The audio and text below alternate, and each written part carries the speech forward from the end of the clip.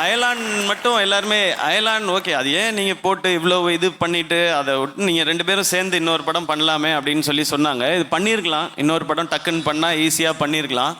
ஆனால் என்ன அந்த இடத்துல நாங்கள் மிஸ் பண்ணியிருப்போம்னா, எங்களுடைய விஷன், எங்களுடைய கனவு அதுக்காக ஆரம்பிக்கப்பட்டது தான். இந்த படம் ஆரம்பிக்கப்பட்டப்ப பேன் இண்டியான்னு ஒரு வார்த்தை கூட கிடையாது. எங்களுக்கு அதை பற்றிலாம் தெரியாது.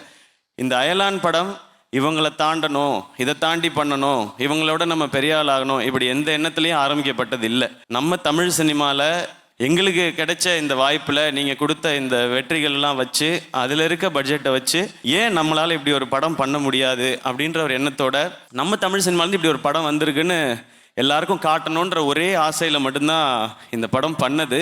இப்போ வரைக்கும் அது ஒன்று மட்டும்தான் ரீசன். எனக்கு இந்த காம்படிஷன் போகிறது, இவங்களுக்காக தாண்டி இந்த படத்தை பண்ணுறது, அதை ஜெயிக்கிறது, அதிலலாம் எனக்கு நம்பிக்கை இல்லை. அது எனக்கு தேவையும் இல்லை.